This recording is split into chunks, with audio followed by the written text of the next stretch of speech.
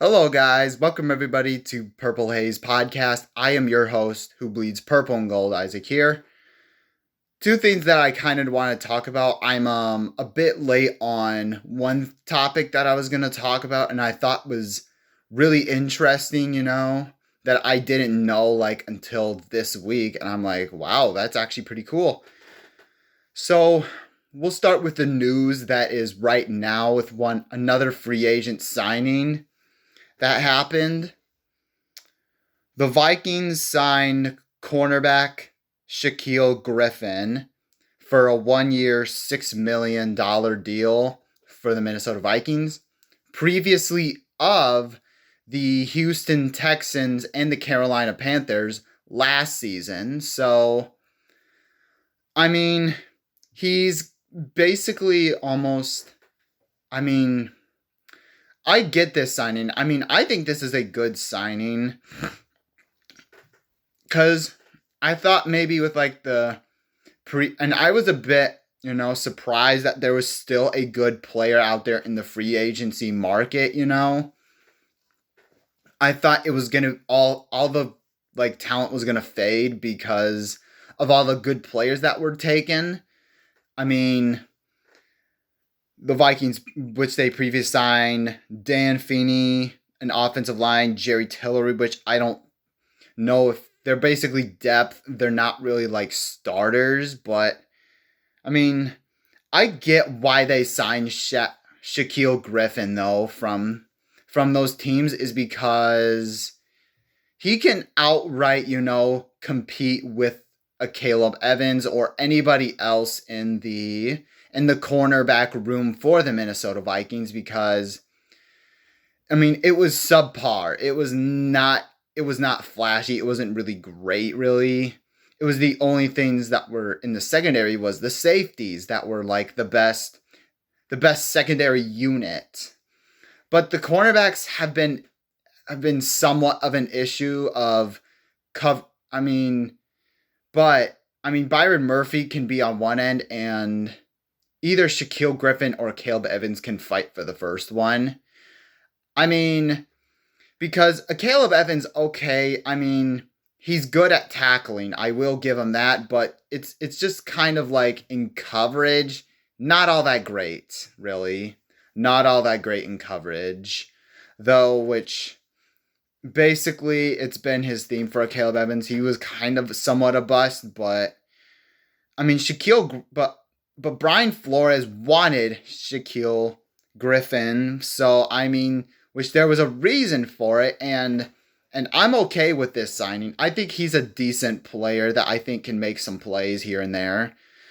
Maybe not a starter, a starting premium cornerback, but I will take it. And he because the cornerback position was of need, and they got somebody from Shaquill Griffen, so I'm happy with that. So yeah, I'm good with that. And also some also intriguing news that I thought maybe might help the Minnesota Vikings. Previously of the Vikings, Kirk Cousins, who got released, and on his first day of, I believe, the press conference with Atlanta, that Kirk Cousins admitted that he was that the Atlanta Falcons were tampering, which basically, okay, so basically there was a tampering policy for the NFL, which they basically, I don't know the full details of why they were tampering or what the policy is, but there is a certain policy though. If basically it's basically I don't really know if it has to do something with an injury or something, but if you do it before the designated time that you can talk about it or negotiate something about it with the agent, basically Kirk Cousins tampering is proven until guilty or something.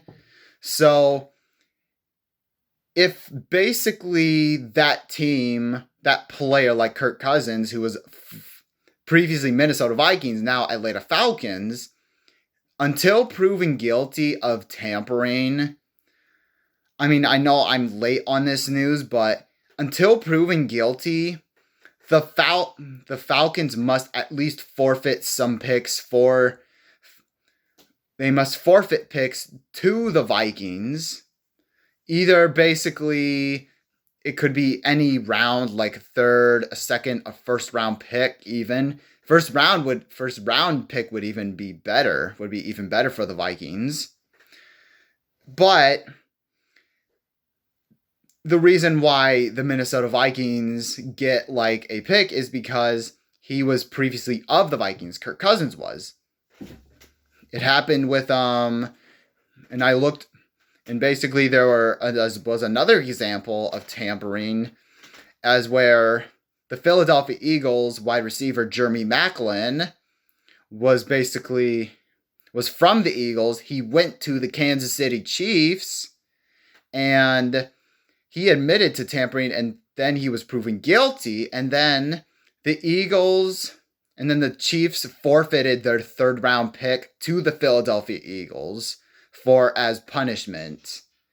Which basically it's a type of policy. It's confusing to me, but I think basically Kirk Cousins tampering actually helps out the Minnesota Vikings in a big way. I mean, he admits it which is kind of funny that he openly admitted to tampering in his first press conference. They heard it, but I think this is absolutely crazy news that I never thought, but man, I think this could be something good for the Minnesota Vikings in Kwesi Adolfo-Mensah for more draft picks. If they can get a first round, which is the Falcons are at the 8th spot. If the Vikings could get their 8th pick, you're looking at 8, 11, and 23 for the first round. That is really, really good. You are in really, really good shape if that is the case. If they do so, if the NFL just allows it, or if they choose it, if they choose to have the Falcons forfeit their first. If that's the case, but I feel like though this could absolutely end in an interesting way, and I think this would absolutely be such a good shape for the Vikings upcoming in April for the draft. I think this could be very good for the Vikings. So thank you guys so much for watching. Make sure you guys hit that like button and hit that subscribe button if you haven't already. Skull.